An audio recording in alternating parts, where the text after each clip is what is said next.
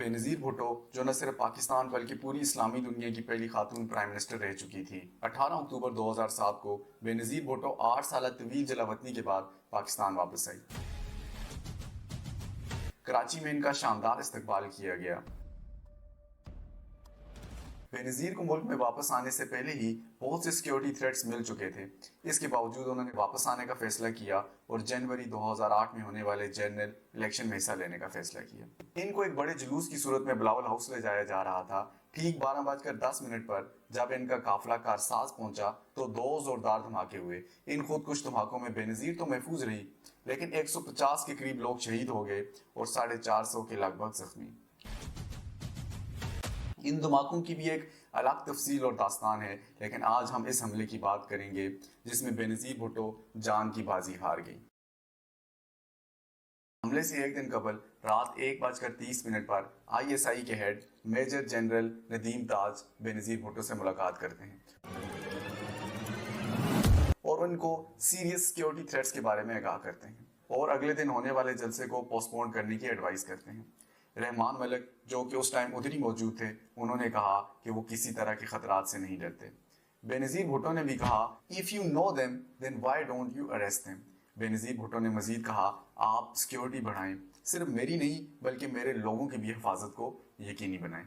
11:30 पर बेनज़ीर भुट्टो अफगान सदर हामिद करज़ई से मुलाकात करने गई। 1 बजे वो वापस बिलावल हाउस आ गई। खाना खाने की कुछ देर बाद काफिले समेत लियाकत बाग की तरफ रवाना हुई। गाड़ी में इस वक्त बेनज़ीर के साथ उनके driver Javedur Rahman, SSP major Imtiaz Hussain, Amin Fahim और नहीदा खान मौजूद थी। बेनज़ीर भुट्टो ने लियाकत बाग में जलसे से तकरीबन आधा घंटे तक खिताब किया। इसके बाद बेनज़ीर अपनी गाड़ी में सवार हुई। गाड़ी को इनके चाहने वालों ने हर तरफ से घेर रखा था। बेनज़ीर भुट्टो गाड़ी के सनरूफ से बाहर निकली और कारकुनान की तरफ हाथ हिलाने लगी। 5:10 पर हमलावर बिलाल गाड़ी के करीब आया। उसने 3 फायर किए और उसके साथ ही खुद को खुदकुश धमाके से उड़ा दिया। नहीदा खान बताती हैं कि बेनज़ीर इनकी गोद में आकर गिरी। इनके सर और नाक से बहुत ज्यादा खून आ रहा था। धमाके से बेनज़ीर के गाड़ी के टायर भी ब्रस्ट हो गए थे। हैरानकुन तौर पर मौके पर कोई एम्बुलेंस मौजूद न थी और बैकअप के तौर पर रखी गई गाड़ी भी इंसिडेंट के वक्त रोड पर बहुत आगे निकल गई थी। ड्राइवर ने गाड़ी को रिम पर चलाने की कोशिश की, लेकिन कुछ ही फासले पर जाकर गाड़ी रुक गई। हमले के तकरीबन आधे घंटे बाद बेनज़ीर को अस्पताल पहुंचाया गया। इनमें जिंदगी की कोई अलामत मौजूद नहीं थी। 6:16 पर बेनज़ीर को मुर्दा करार दे दिया गया। लियाकत बाग रावलपिंडी में मोहतरमा बेनज़ीर भुट्टो एक जालिम दहशतगर्द दरिंदे के हाथों एक कातिलाना हमले में जाँ बहक हो गई। इन्ना लिल्लाहि व इन्ना इलैहि राजिऊन। कौम के लिए ये एक बहुत बड़ा सानेहा है जिसको मैं अल्फाज में बयान नहीं कर सकता। 28 दिसंबर रात 1 बजे इनकी मैयत इनके शोहर आसिफ अली ज़रदारी के हवाले कर दी गई, जो कुछ ही देर पहले दुबई से पाकिस्तान पहुंचे थे। बेनज़ीर के मर्डर की रात को ही परवेज़ मुशर्रफ ने एक हाई प्रोफाइल मीटिंग बुलाई और इसके बाद next day brigadier Iqbal Cheema, जो इस वक्त तर्जमान वजारत दाखिला थे, उन्होंने एक प्रेस कॉन्फ्रेंस भी कर डाली। इस प्रेस कॉन्फ्रेंस में उन्होंने कहा कि बेनज़ीर की डेथ ब्लास्ट के प्रेशर की वजह से बेनज़ीर का सर गाड़ी के लीवर के ऊपर लगने की वजह से हुई। प्रेस कॉन्फ्रेंस में हुकूमत ने तमाम तर जिम्मेदारी तालिबान पर डाल दी। बैतुल्ला मसूद, जो TTP का सरबराह था, उसकी एक रिकॉर्डिंग चलाई गई जिसमें वो बेनज़ीर की डेथ की मुबारकबाद दे रहा था। हुकूमत ने इस प्रेस कॉन्फ्रेंस में अपनी नाकामी और सिक्योरिटी फेलियर्स को मुकम्मल तौर पर छुपाने की कोशिश की। इस प्रेस कॉन्फ्रेंस के बारे में इकबाल चीमा ने बाद में JIT के सामने कहा कि परवेज़ मुशर्रफ ने उन्हें यह प्रेस कॉन्फ्रेंस करने पर मजबूर किया था। दोस्तों, अगर कोई आम जुर्म या कत्ल भी होता है तो पुलिस का सबसे जरूरी और अहम काम क्राइम सीन को महफूज बनाना होता है, लेकिन बेनज़ीर मर्डर केस में क्राइम सीन को मुकम्मल तौर पर वॉश कर दिया गया था, जिसकी वजह से बाद में इन्वेस्टिगेशन दुरुस्त तरीके से नहीं हो सकी। जब उनको कत्ल कर दिया गया तो उनके कत्ल केस में जो मेन एविडेंस है, उन एविडेंस को जो है वो ख़त्म कर दिया गया था, जिसकी बिना पर आज तक उनके जो कातिल थे वो गिरफ्तार नहीं हो सके। बेनज़ीर भुट्टो का पोस्टमार्टम भी नहीं किया गया क्योंकि उसकी इजाज़त नहीं मिलेगी। आगे हम वीडियो में इस पर डिटेल से बात करेंगे कि कैसे इन दोनों वजूहात की वजह से इन्वेस्टिगेशन सही तरीके से नहीं हो पाई और शायद अगर क्राइम सीन को वॉश न किया जाता और पोस्टमार्टम किया जाता तो इन्वेस्टिगेशन भी मुकम्मल हो सकती थी। 18 फरवरी 2008 को अनाउंस कर दिए गए थे। मुशर्रफ प्रेसिडेंट और Mian Mohammad Soomro caretaker government के प्राइम मिनिस्टर थे। शदीद तनकीद और बैन अवी दबाव की वजह से Musharraf Scotland yard metropolitan police को इन्वेस्टिगेशन के लिए बुलाते हैं। हमने फैसला ये किया यूनाइटेड किंगडम से स्कॉटलैंड यार्ड की एक टीम इधर आने की रिक्वेस्ट की जाए। उन्होंने सिक्योरिटी लैब्स नहीं बल्कि इस बात पर इन्वेस्टिगेशन की कि बेनज़ीर की डेथ कैसे हुई। रिपोर्ट में बताया गया कि बेनज़ीर की डेथ की वजह हेड इंजरी थी, जो कि ब्लास्ट की वजह से सर गाड़ी के साथ लगने से हुई। एक्सरे के अंदर भी किसी किस्म का कोई बुलेट का निशान नहीं था। स्कॉटलैंड यार्ड ने कहा कि पाकिस्तानी पुलिस उनके साथ गलत बयानी कर रही है और कंप्लीट एविडेंस ना होने की वजह से इन्वेस्टिगेशन सही नहीं हो सकी और पोस्टमार्टम ना होना भी एक बड़ी वजह थी। क्राइम सीन को भी मुकम्मल तौर पर वाश कर दिया गया था। The forensic scientists and perhaps the photographer. Nobody else needs to go trampling all over it, potentially destroying, contaminating and removing vital evidence. तो भले इन्वेस्टिगेशन सही से होती भी कैसे? पाकिस्तान पीपल्स पार्टी 2008 के इलेक्शंस भारी एक्सरियत से जीत कर हुकूमत बनाती है। आसिफ अली जरदारी मुल्क के प्रेसिडेंट बन जाते हैं। Pakistan Party declares victory in all of Pakistan. We have won these elections. Benazir murder case को री इन्वेस्टिगेट करने के लिए FIA के एडिशनल डायरेक्टर खालिद कुरैशी की सरबराही में JIT बनाई जाती है। JIT में TTP को हमले का जिम्मेदार करार दिया जाता है। हमले की प्लानिंग वज़ीरिस्तान में की गई। बिलाल इलियास सईद और इकराम उल्लाह दो खुदकुश बमबार इस हमले के लिए चुने गए। ये दोनों दारुल उलूम हक्कानिया के तालिब इल्म थे।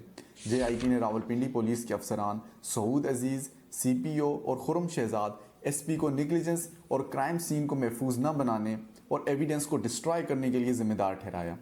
2009 में JIT अदालत में चलान सबमिट कराती है। TTP और रावलपिंडी पुलिस के अलावा मुशर्रफ को भी इस बात का जिम्मेदार ठहराया जाता है कि वो बेनज़ीर को मुकम्मल सिक्योरिटी नहीं दे सके। Based on these findings court 2013 में मुशर्रफ को मफरूद डिक्लेयर करती है। 2017 में एंटी टेररिस्ट कोर्ट सबूत न होने की बुनियाद पर TTP के 5 सस्पेक्ट्स को बरी कर देती है, जबकि TTP ने क्लेम किया था कि उन्होंने बेनज़ीर को कत्ल किया है। नूर वली मसूद जो कि TTP के सरबराह था, इसने अपनी किताब इनकलाब मसूद में कहा we had warned her not to ally with west against मुजाहिदीन, जबकि दूसरी ही जानब इसने अपनी एक प्रेस कॉन्फ्रेंस में कहा था वी डोंट अटैक वुमेन। अदालत ने परवेज़ मुशर्रफ के असासे ज़ब्त करने का हुक्म दिया और वारंट गिरफ्तारी जारी किए और मुशर्रफ को मफरूर करार दिया। रावलपिंडी पुलिस के दोनों अफसरान को निगलिजेंस और डिस्ट्रक्शन ऑफ एविडेंस की वजह से 17 साल की कैद सुनाई जाती है और 5 लाख रुपए का जुर्माना भी किया जाता है। परवेज़ मुशर्रफ मुल्क से फरार हो गए थे। उन्होंने अपने पर लगने वाले तमाम तर इल्ज़ामात को मुस्तरद किया। मुशर्रफ ने कहा कि बेनज़ीर खुद ही हमले की जिम्मेदार हैं क्योंकि जलसागाह में वो महफूज थी। गाड़ी से बाहर वो अपनी मर्जी से निकली और सिक्योरिटी खदशात से मैंने इनको पर्सनली आगाह किया था। In fact, for standing up outside the car, I think it was she to blame alone, nobody else. The responsibility is hers, unquote. Benazir Bhutto जो कि हार्वर्ड और ऑक्सफोर्ड की ग्रेजुएट थी, उन्होंने अपनी डेथ से कुछ दिन पहले एक email American journalist Wolf Blitzer को लिखी जिसमें उन्होंने कहा if anything happens to me Musharraf will be responsible. Bilawal Bhutto ने भी मर्डर का जिम्मेदार मुशर्रफ को करार दिया। उन्होंने BBC को एक इंटरव्यू देते हुए कहा Musharraf exploited this entire situation to assassinate my mother. Well, Wolf, I'm confident the Pakistani government will provide me with the adequate security, unlike the government at the time that sabotaged my mother's security in Pakistan. When you say the government, that was President Pervez Musharraf. Yes. You blame him for your mother's death? He murdered my mother. आप लोग भी सोच रहे होंगे कि आखिर अभी तक इस कहानी में जरदारी का जिक्र क्यों नहीं आया। जरदारी की बात करने से पहले इस मर्डर से जुड़े एक और अहम किरदार खालिद शहनशाह के बारे में बात करते हैं। खालिद शहनशाह भुट्टो और जरदारी फैमिली का करीबी समझा जाता था। सिक्योरिटी के मामलात भी देखता था। हमले वाले दिन वो स्टेज पर मौजूद था और चंद मशकूक इशारे करते हुए देखा जा सकता है।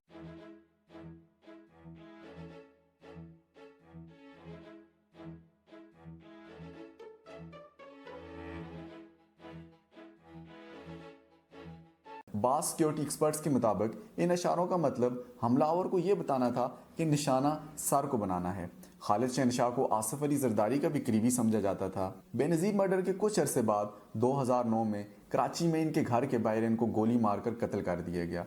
آج تک خالد شہنشاہ کے قتل کی اصل وجوہات اور پس پردہ لوگ سامنے نہیں آ سکے اور یہ معاملہ آج بھی حل نہیں ہو سکا۔ تو چلیں اب واپس آتے ہیں آصف علی زرداری کی طرف۔ بہت سے حلقوں میں بے نظیر کے قتل کا الزام آصف علی زرداری پر بھی لگایا جاتا ہے، کیونکہ بے نظیر کے مرڈر کے بعد ہی آصف علی زرداری پارٹی کے چیئرمین بھی بنے اور ملک کے پریزیڈنٹ بھی۔ ان پر یہ سوال بھی اٹھایا جاتا ہے کہ انہوں نے پوسٹ مارٹم کی پرمیشن کیوں نہیں دی۔ نہیدہ خان جو کہ بے نظیر کی سیکرٹری تھی، انہوں نے کہا کہ زرداری نے تحقیقات میں دلچسپی نہیں لی۔ البتہ یہ تمام تر باتیں ایک طرف، لیکن آصف علی زرداری پر کسی بھی پاکستانی عدالت میں کوئی الزام آج تک ثابت نہیں ہو سکا، اور نہ ہی ان کے خلاف کوئی ثبوت کسی پاکستانی عدالت میں پیش کیا گیا۔